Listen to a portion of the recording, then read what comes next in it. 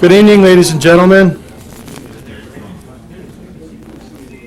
My name is Mark Berry. I'm the President and Chief Executive Officer of the Plattsburgh Air Base Redevelopment Corporation. And on behalf of all of us at PARC, we want to welcome each and every one of you here this evening. I would make the observation that either you don't mind the cold weather or you have absolutely no interest in the NCAA finals, or a great deal of interest in PARC, so thank you very much for attending. We appreciate it. We're going to keep this very, very informal tonight. This is one more in a series of public forums organized by PARC for the primary purpose of making sure that you folks are well informed about what has happened, what is happening, and what will be happening out at the former Plattsburgh Air Force Base. And tonight we've got a number of things in store for you. First of all, I'd like to give you a bit of a progress report on our tenants out there at the base. Later on, our new Vice President, well, he's relatively new. He's been there 2 months, which at PARC is like 7 years. And Dan Winnicky is going to talk about some massive renovations and new construction projects that we will have occurring out there. We're going to get in a quick commercial from Robert Albert about our air show. And in between all those times and afterwards, we will respond as much as we can and as often as we can to any of the questions that you may have. I would be remiss, however, if I allowed this thing to go forward without introducing one of our best friends in Washington from the Office of Economic Administration, and making one of his many courtesy visits is Bryant Monroe. Now, where did Brian go to? He's hiding? Can you wave your hand, Brian, back there? Give that guy a hand, because he's one of our best friends in Washington. Yeah. If you have any stereotypical images of what a Washington bureaucrat either looks like or acts like, don't go see Brian, because he doesn't fit that image. He's been very helpful. And Brian, I thank you publicly for all of your help. He didn't bring any money this trip, though, so that's about all we're going to say about him. So, I've got some help. Michael's going to help me with some of these overheads up here tonight. I thought it would be helpful because, you know, you read the newspaper, you watch the TV. A lot of times what you see when you see PARC is politics. Maybe you see controversy, confrontation, so on and so forth. And I think sometimes the image is created that that's all that's happening out there. And we understand, of course, at PARC, we are living in a fishbowl. We have a lot of elected officials and taxpayers looking over our shoulder. Sometimes it's frustrating, sometimes it's very welcome, but most of the time it's just simply accepted. And it's always amazed me, and I give all of the credit to the PARC staff, that they can continue to do their job day in and day out. And when you get to the end of the year, as we are here almost at the end of the first quarter, I get the opportunity to brag about the results of the PARC staff's work. And that's a little bit about what you're going to see here as we go through this. Now, this isn't an eye test for those of you in the back. I'm sorry if those numbers are a bit small. But I wanted to talk to you about some of our tenants. These happen to be the aviation tenants that we have out at the base, beginning with the Turner Precision, a precision machine shop company. Inter-American is the name of the company that just flew in that large 747 from that well-known and popular airline called Air Dabia. It's a Gambian airline, and actually they told us the other day they may be bringing in a second plane pretty soon, and they're doing maintenance checks and minor repair work on that plane. Wood Group was one of our first tenants. They started out testing jet engines, and we just signed a brand new lease with them. My PR man's going to get mad at me because I'm doing this ahead of time. And they're going to be expanding. Our projections call for them to grow by at least another 70, 75 people, and they're going to be fixing those engines now. Excalibur Labs runs our precision measurement electronics laboratory. That's a very important aviation prospect because these are the fellows who calibrate the calibrators, and they are a very badly needed service in any location where you want to do aircraft maintenance and repair work.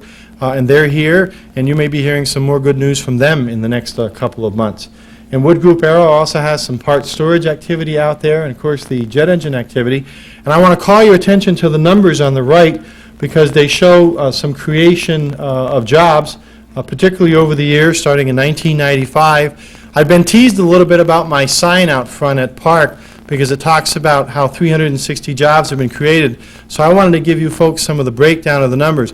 We're very strict about what goes on our little job tote board that says PARC means business. The jobs have to be either in place, that is, they're real physical people out at the base, or they have to be in writing, okay? And the jobs you see here where it says actual 1998, those are jobs in place, and the jobs projected for the end of 1998 are in writing, and so also would be most but not all of the jobs projected for 1999. So these are just the aviation prospects, so 37 people actually working out there right now in the aviation field, and 88 total projected by the end of the year. And you'll see as we go through these how that number builds. By the way, those tenants occupying a little over 118,000 square feet of space out there at the former base. Mike? We also have a number of industrial tenants out there, not surprisingly, many of them in mass transit, others in various fields. And that's blurry to me, Michael. I don't know how it is for you, but starting with a company who does seat manufacturing called AMI. We just announced them not too long ago. SMC Corporation, they make pneumatic door mechanisms for many of the rail cars, transit vehicles. Abmas is a company based in Canada that manufactures grinding wheels and abrasive surfaces for industrial uses. Just recently we announced that Westinghouse Air Brake Company was coming out of the base, leasing 32,000 feet. They backed off a little bit, but they're still projecting quite a few jobs. They're going to be doing air conditioning systems, and we're in the process of renovating their building. And we haven't formally announced this yet, but everybody knows about it. We all talk about it as if it's a done deal. It is. We've signed the lease.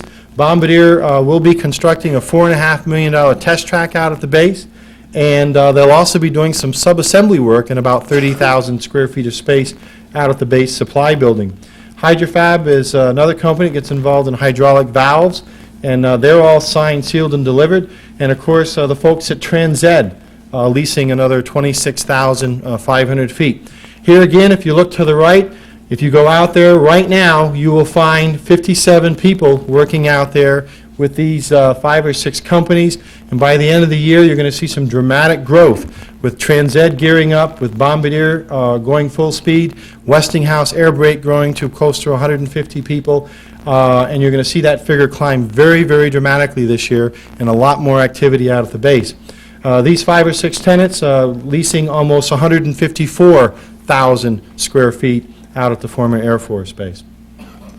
Besides our aviation and industrial tenants, we have what we call other tenants, and I never want to neglect them because these aren't the glamorous tenants, the kinds of tenants that for which the governor might come out and cut a ribbon, but they're very, very important to the community and especially to our effort to attract more business and industry to the area. We don't do doctors anymore, but Dr. DeGiordi's still out there. He was a lease that was done before I arrived, and the military retirees are still given some quarters out there, as are the RSVP. But these are some important tenants for us coming up. For example, Clinton Community College has their technical and computer training center right there in the building where PARC is located. That's important because when a company comes in town and they want some specialized training, we're able to bring them to an on-site location already established by the college where they can get that kind of training. The child care center, you wouldn't think, well, that's no big deal, Mark, but let me tell you, when you're talking to these company executives, they're very, very worried that they're going to be unable to recruit their workers. As many of you know, it's getting tougher and tougher to recruit workers out there, so we're able to tell them that we have on-site daycare, professionally provided daycare, at very reasonable prices, and this makes it easier to convince them that when they go to hire, they're not going to have a difficult time getting mom or dad over there because of child care concerns. We have Builtwell, which does picking and packing. It's a packaging operation. It's a service that many companies require. We have it on site at the base, and they employ, it varies, but usually around 30 people. For those of you interested in golf, we're still running the golf course out there through Dave Vivian. Down beneath, I'm skipping some here now, RPAC is doing a little bit of warehousing in there, and well, I skipped them around here. I got the child care center at the bottom and the counseling place at the top. But all of these folks kind of round out the presence that we have at the former Air Force Base. They're leasing almost 98,000 square feet. And interestingly enough, right now they represent about 73 people out there working in these different organizations. And we see some growth, just a very little bit, up to about 75 by the end of the year. So I want to emphasize what you're looking at here is actual employment out at the base right now, and in that end of 98 column, projected for 98, where we believe we're going to be at the end of this year, and we believe it based on what we have in writing. Many of our leases have a clause in them that says the company will make a best effort to create this many jobs, and we monitor them very carefully. Later on this year, probably in the summer, we're going to put out our second annual economic impact analysis statement, and you're going to be able to see the dollar value of the payroll, the purchasing that they do, the rents that they pay, so on and so forth. And there's a summary of the aviation, industrial, and other tenants. Actual jobs out there, 167. Projected by December 98, 387. If you go by our little tote board, I think it still says 360. We haven't updated it recently. And we're projecting some fairly dramatic growth based on the prospects that we're working with and the tenants that we've signed and their growth plans, not all of which we can announce at this time of our area, or I mean of our work. And just to put that in perspective, we've got a long way to go, but on the bottom you might see this, some of you, the civilian employment at the air base in June of 94, which would be 15 months before the flag went down. They were hardly closing down at the time. The civilian employment was approximately 750 people. So by the end of this year, we hope to have more than half of that accomplished, restored with some very nice jobs, I might add. A lot of these transit jobs and definitely the jet engine repair jobs paying very, very handsome wages. We've got over half of them restored, and we think we'll be out there no later than the year 2000. Some of us are optimistic we could hit that target in 1999. So again, some significant progress done by the PARC staff, and we know that you don't always get to see and hear about this when you're reading the papers and watching TV, but it's really happening. This is just a chart showing the square footage leased, and it's a very graphic presentation of how economic development works. You get up to a certain plateau, and then it's like you make no progress for months at a time, and all of a sudden you jump up the next step, then you flatten out again, then you jump up the next step. We're starting to see some nice growth here. The good news is we're out, the end of this thing ends by the end of 1998, and we're up around 400,000 feet. The bad news is we've probably got about 1.6 million to go. It's a big place out there. But that 400,000 square feet represents more square footage than has been leased in Clinton County in the last couple of years. So it's a tremendous amount of space that's leased, much of it going off at very, very good rates. Our lease revenue is climbing from an annualized rate when I got there in June of 96, July 1st of 96, at about 110,000 a year. We'll be 10 times that much in rent revenue by the end of this year, a little over $1 million annualized rent revenue. So it's starting to accumulate. There are the job numbers again, and be careful because the end is projected out to 2000, and again right now at the where we sit right now, about 167, on our way to more than twice that by the end of 1998. I thought it might be interesting for you also, and I've got him doing a very simple job tonight, but don't underestimate him. Michael Sherman is our Director of Marketing. He works with Karen Gosnell in marketing, and that's probably the one department that I bug the most because I'd love to do marketing, and it's my expertise also.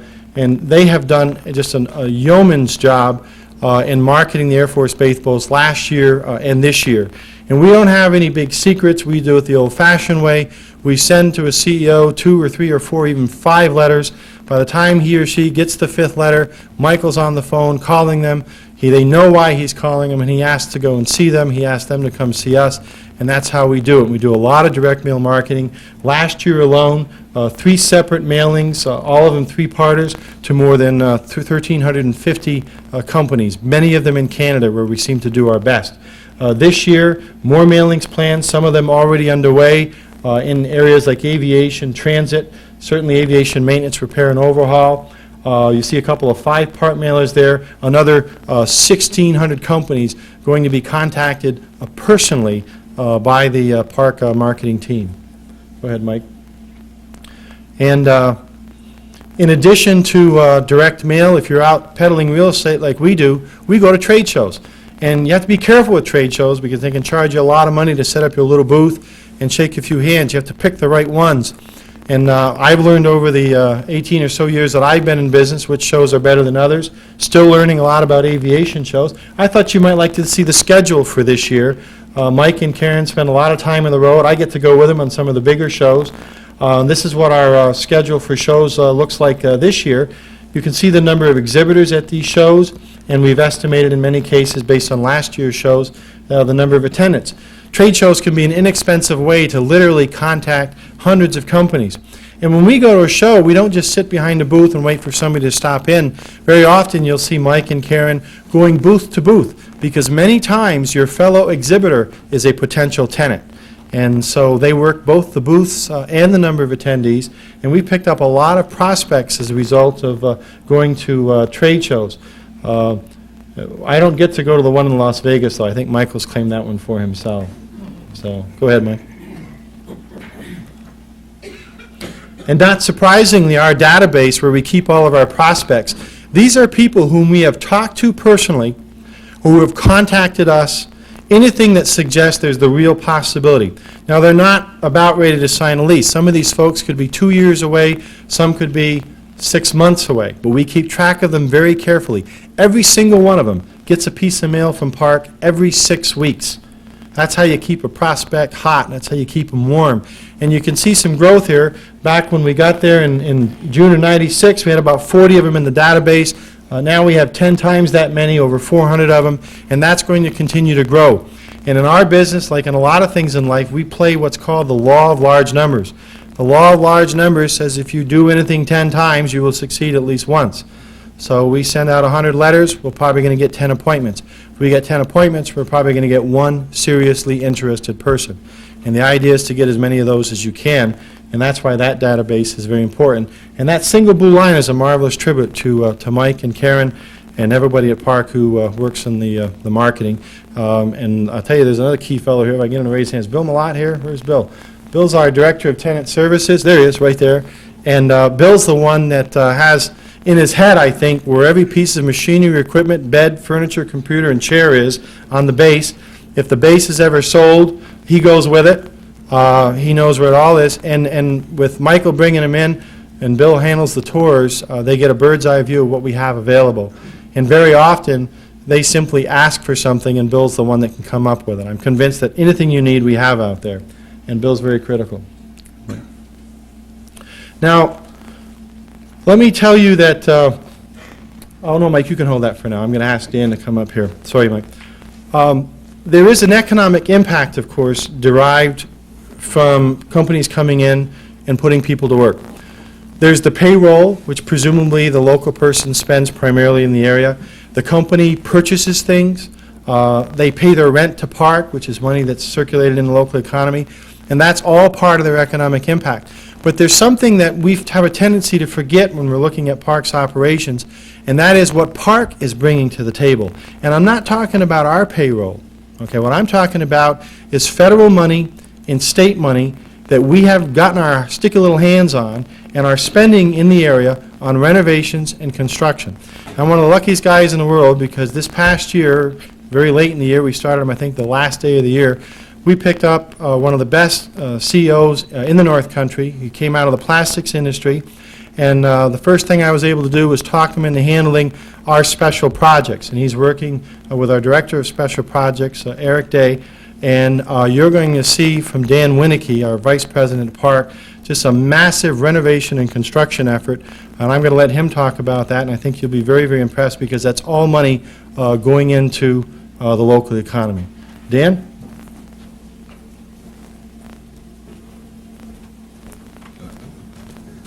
I don't know, just a couple of weeks on the job here, and he's got me standing up here talking about $13 million in revenues. It could be scary. First of all, just to let you know what our special projects group is all about, we're the people that, after the marketing people go out and bring tenants in, and they select a building on the premises, we try to tie it all together. Eric Day, our staff engineer, Bill Malott, Tenant Services, and Art Graves and his whole Building and Grounds department. We look at the building, we work with the Air Force, we do the asbestos abatement, all the environmental cleanup that needs to be done to the building. Mark's group, the marketing group, solicits petitions for a lease from the Air Force. Then we go out and we start the demolition and the cleanup, okay? We empty the buildings. We go to the cities and the towns and the municipalities now, and we get the proper zoning permits and planning boards involved. We construct the buildings to the needs of the tenants. So a lot of the buildings that we're doing are custom fit to our tenants' usages. What I've done tonight is I've put a list together of some of the projects that we're working on. Mike? Whoops, wrong one, Mike. We'll let you show it later, Mike. Michael must be anxious to show that slide. Okay. If we look at this, at the list here of the projects that our special projects group is working on, the first one that we have up there is the rail link, okay? This is a task that's being done both by the PARC organization as well as Bombardier and CP Rail. What we're going to do is we're going to connect a test track and rail link from the back of Bombardier, which will cross over the highway, run down through PARC, down to the Bluff Point Yard, the CP Rail, okay, and back, so that Bombardier can test their rail cars.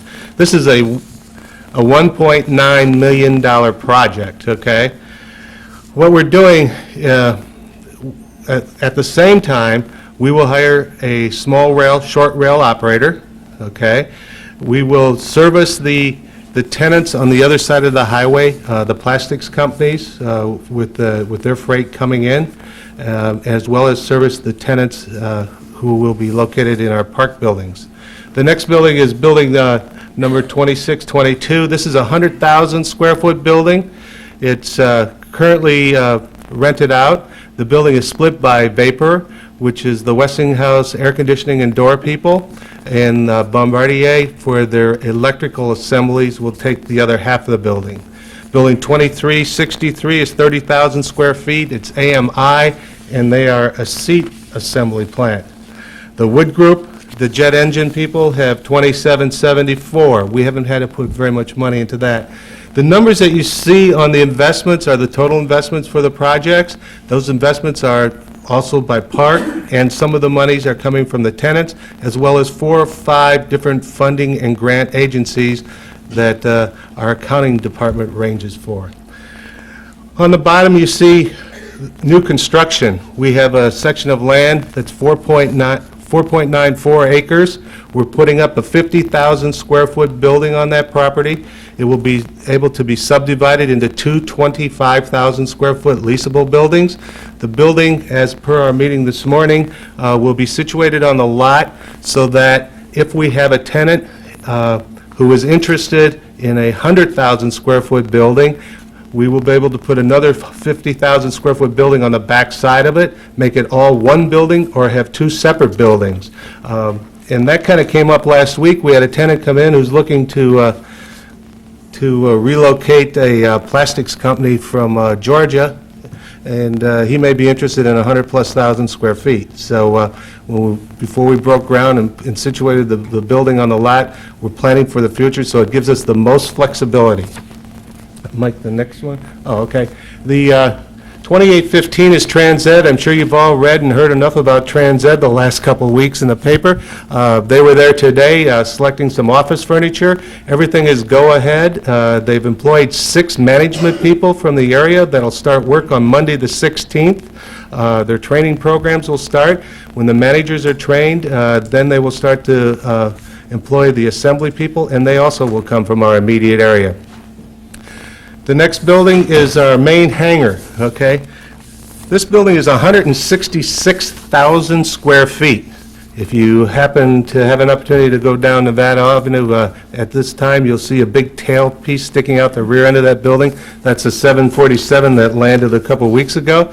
We're in the process of hopefully bringing up a tailpiece section that'll enclose the tailpiece, so that whole airplane will be inside for work in the immediate future.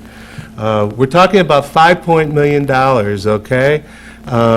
We're going to invest that in 2 phases, okay? We're going to do $2.5 million this year and $2.5 million next year. Hopefully, during that time, Inter-America will take off, or we will attract other companies that will use the aviation site. Because, you know, in our master plan, our goal is industrial and aviation usage. One of the big things that we're going to do with this hangar is, you know, we're going to create infrared heating, okay, elements from the floor and down, so you radiate heat, so we eliminate the use of our central heating plant and the gas and the oil that we were using in the past, and that's a major cost, and new doors to that building. Building 2815, I'm sorry, the next one is nose dock number 2. Mark, he's looking at me kind of funny because we have that one up there. Excuse me. We're in the process of helping a company fill out some permits and getting them all registered in the state to do work, and hopefully in the near future they're going to start painting small craft airplane there. And that should be coming on board relatively quickly. We're not at liberty to discuss the name of the company just yet, but things are moving pretty rapidly. Building 2796 is Hydrofab. This is a building that was in pretty good shape. We really didn't have to invest too much there. We got the tenant in, and they're up and running. Nose dock number 7. This is an old nose dock that when we finish our rail link, we'll pass right by it. And we're negotiating and it looks like it's by next winter, it should pretty much come to fruition. We will be storing some bulk salt and some other things in that building, bulk things off the rail car. The next group, we refer to them as Incubator Buildings. We have 5 of them currently, okay? We're going to invest about $200,000 in these buildings. And the reason we're going to do that is when tenants come on, they like to see a building and what it looks like. So we've taken these 5 buildings. They all range from 5,000 square feet to 13,000 square feet. What we're going to do is we're building a central cookie cutter that will work in any of the buildings. Currently, we've taken 2 of the buildings and we've hollowed them out. We've gotten environmentally cleaned them up. We've run the electrical to the outside of the building, and they are shells. As a tenant comes in, as Mike shows the buildings, we can take them in and we can create floor plans for them, create the office space they need, add the bathrooms, and renovate the buildings as we go. We hope to bring 2 of these buildings on board in April, 2 in May, and the last one hopefully by September.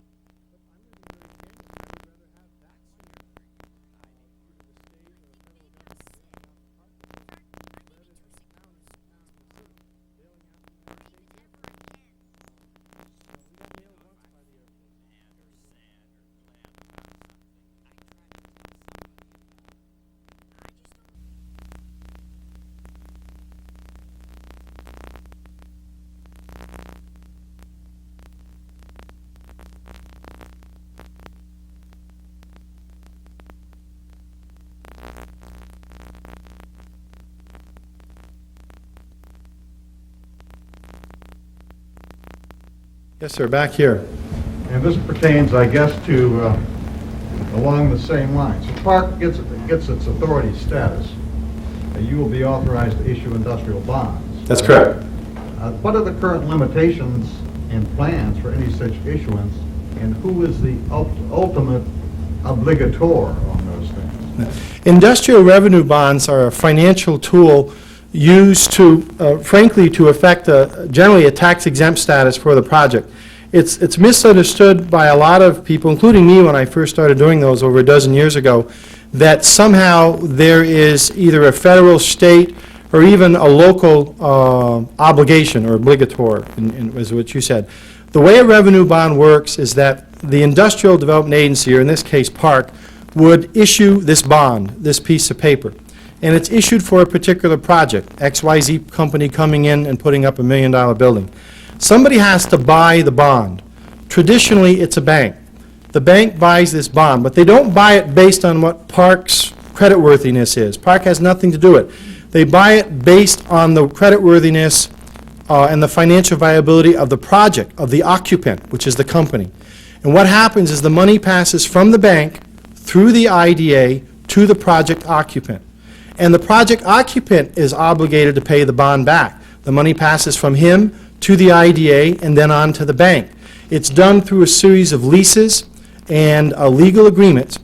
And the only real purpose of PARC or the IDA is to hold technical title to the project. They hold technical title to the land and the buildings. They lease it all back to the project occupant, the company, and that occupant has all the normal controls that you would if you actually own the land. Why do they?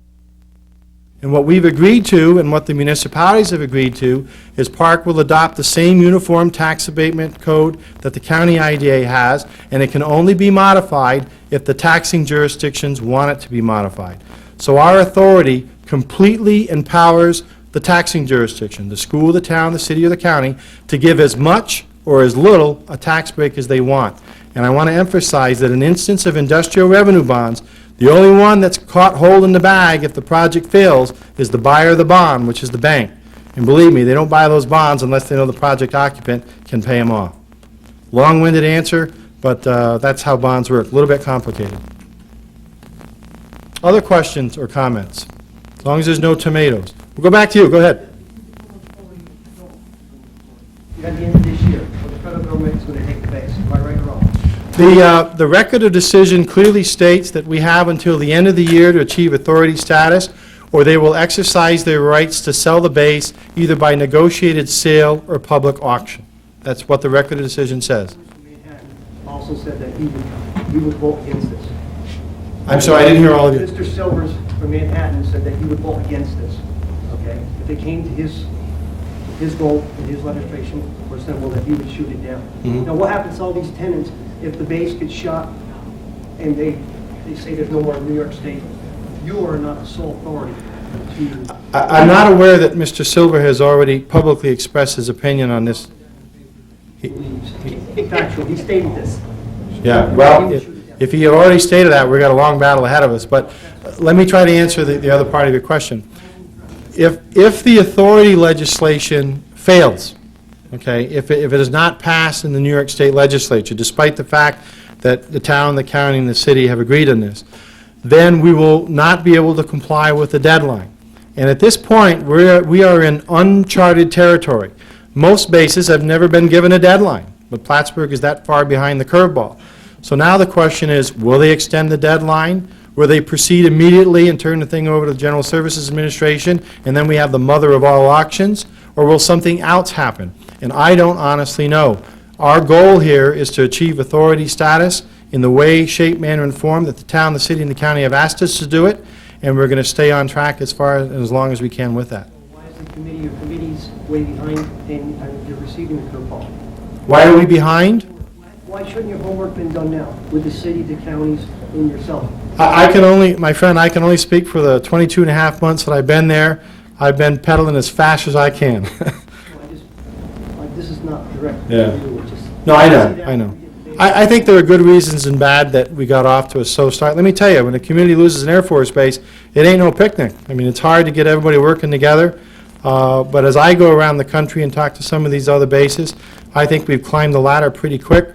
My aviation consultant sent me a chart the other day that says that we are in the top half of bases that closed the same time we did in terms of jobs created and investments generated.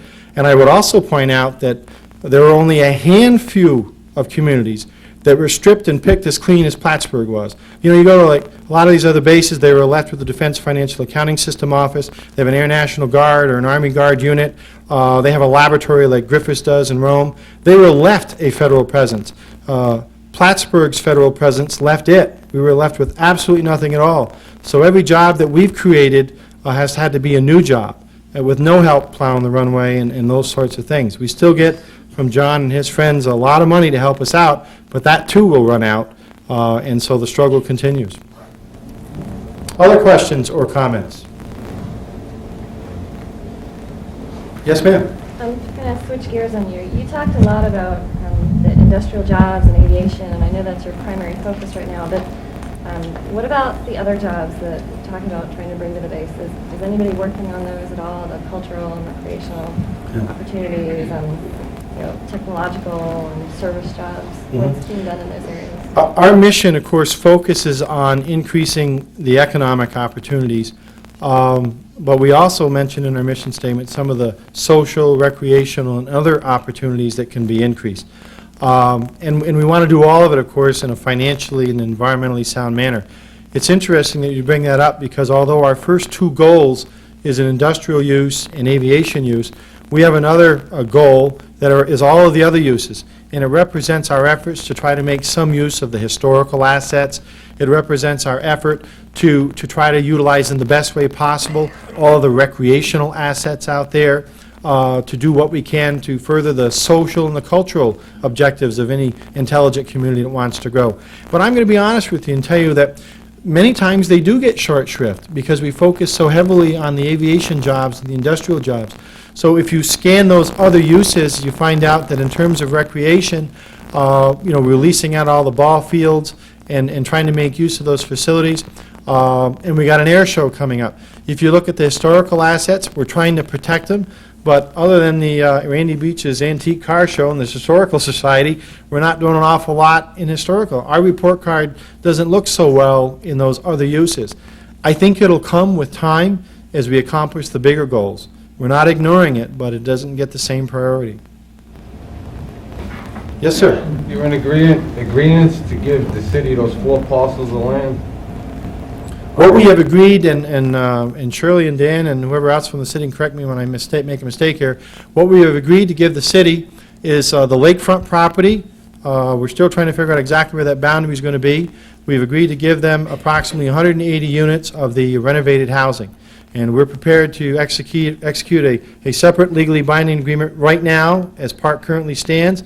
And I believe we've also reached agreement on putting some language in the law that creates the authority that says that the minute the authority is conceived or born, that we will execute an agreement of sale with the city for the transfer of the lakefront and the housing. Those are the two elements that we've agreed to so far. It'll be a sale or a lease? Well, the intent is to transfer it immediately. If it's a sale, it'll be a sale for $1. I mean, there's not any big money involved here. I believe, based on what I've seen, that it doesn't have to be a lease because those are fairly clean environmental sites. But I will tell you that in some instances, when we go to sell things, maybe not what the city wants, we're not going to be able to sell it because the Air Force will not have given it to us.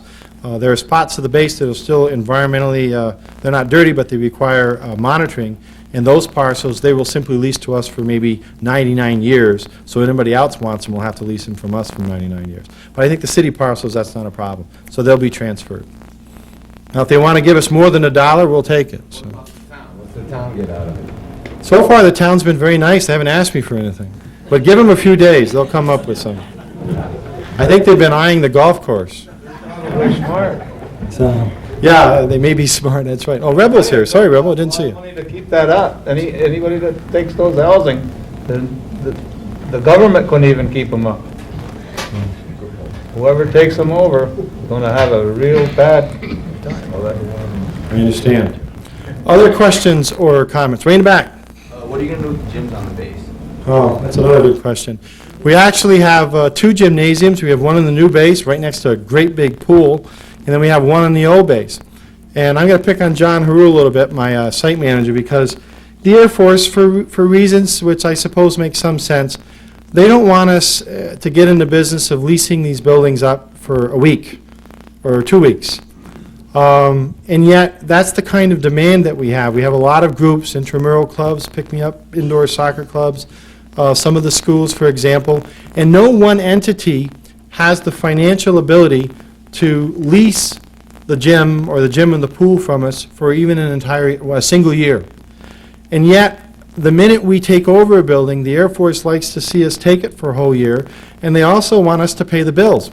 Our heating bill in all these buildings right now is adjusted at $1 per foot per year. So you take the gym and the pool, what's the square footage on that, Bill, quickly? The gym and the pool's 30,000. About 30,000 feet. So it's a $30,000 heat bill. And we haven't even touched sewer, water, and electric. And we haven't even talked rent yet. So Seton Catholic comes to me and says, geez, we'd like to have that gym for all of our area Catholic schools. And I tell them $30,000 just for the heat, and they run in the other direction. And I don't blame them. Oh, and we also have insurance you got to worry about, too, and that's not cheap.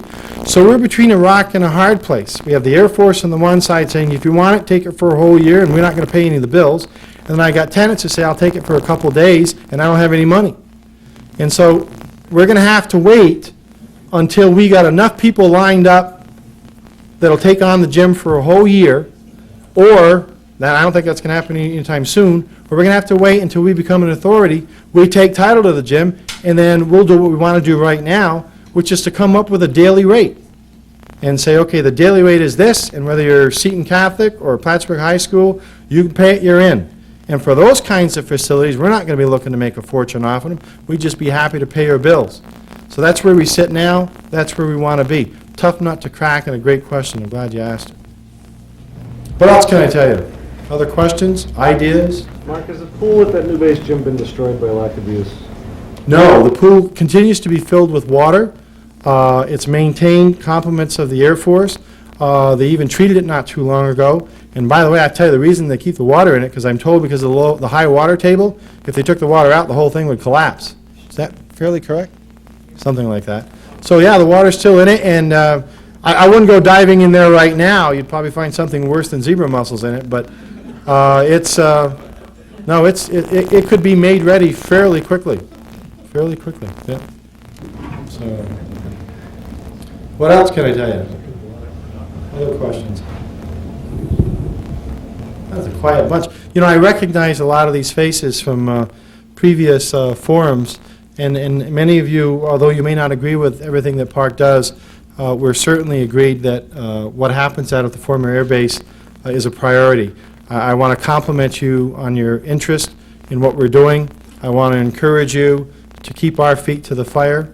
If you have some questions or concerns, we don't necessarily enjoy criticism, but we know that we need it.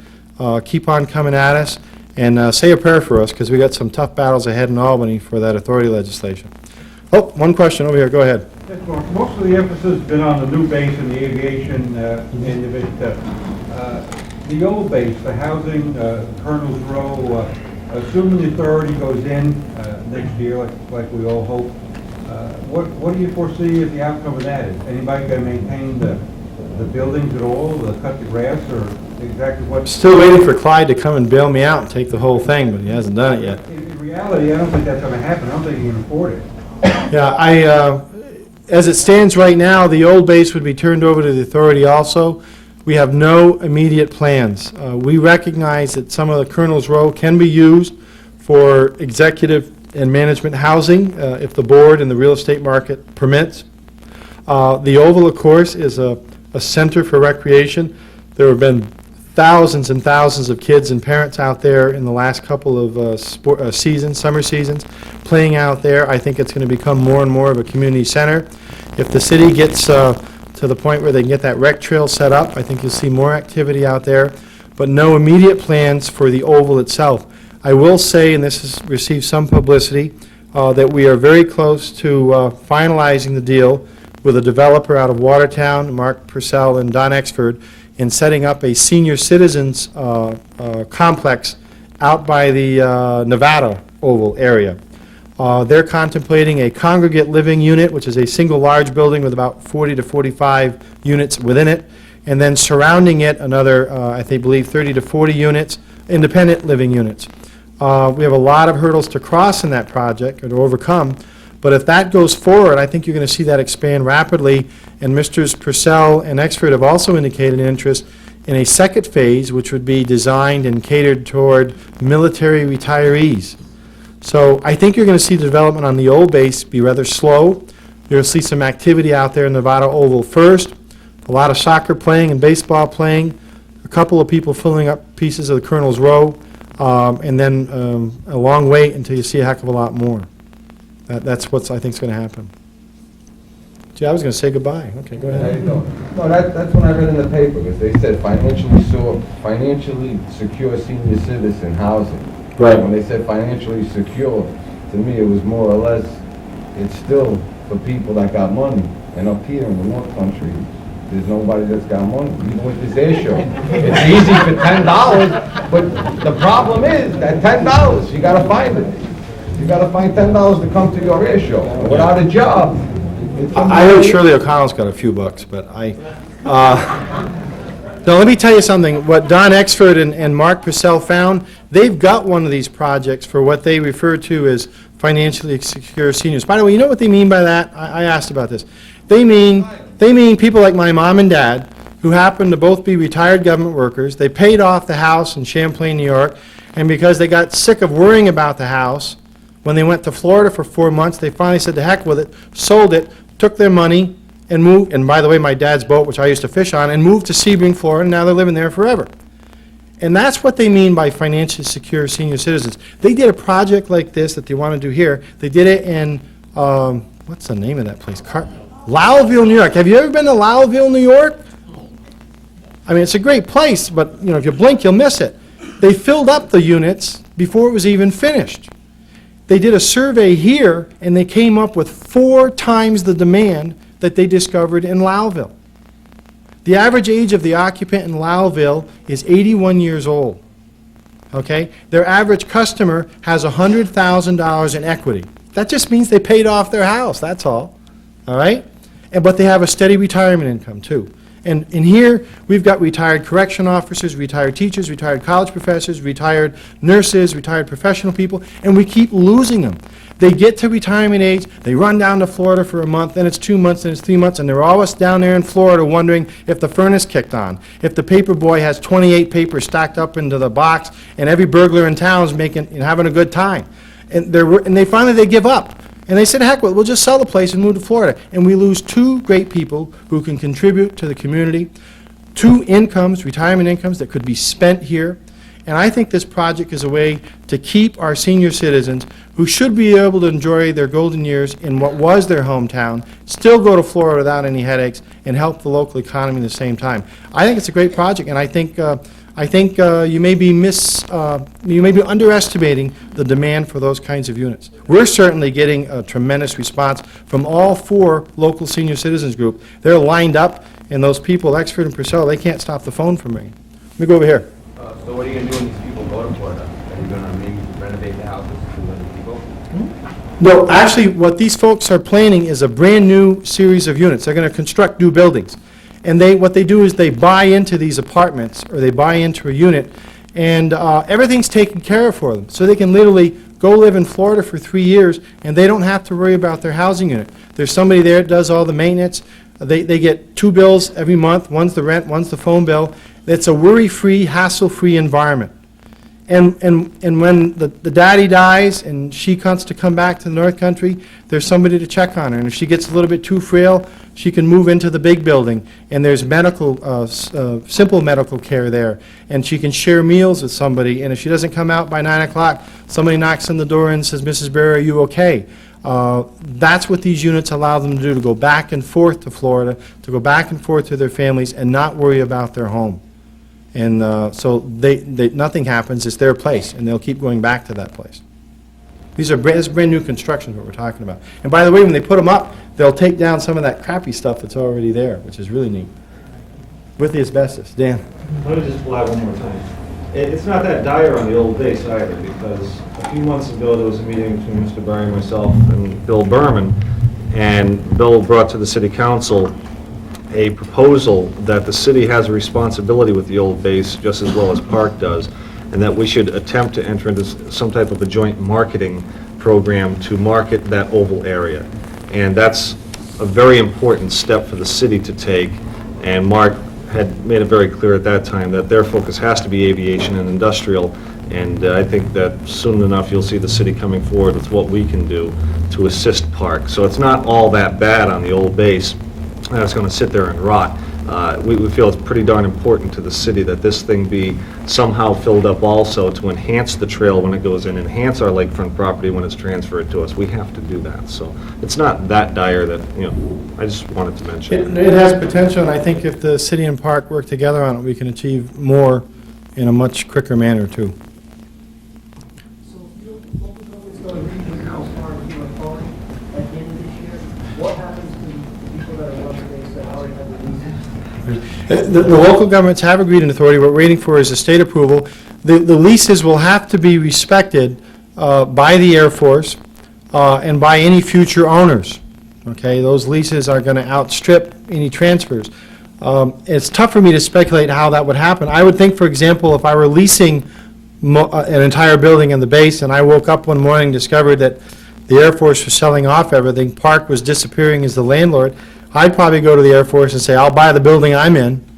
So that could happen. Those that don't want to do that or aren't in a position to do that have a lease in place. And just like if you're leasing an apartment and your landlord sells the place in the middle of your lease, the new landlord has to respect it. And he can't raise your rent or kick you out until the end of your lease. And it also provides the state and federal government, they'll respect that law? Yeah, our leases are set up so that they respect them, right. Yes. Yeah. But who would provide the local services? If there's no money for the local services, how are they gonna stay there? I'll tell you, again, it's uncharted territories. All I can guarantee you is that there'll be no guarantees.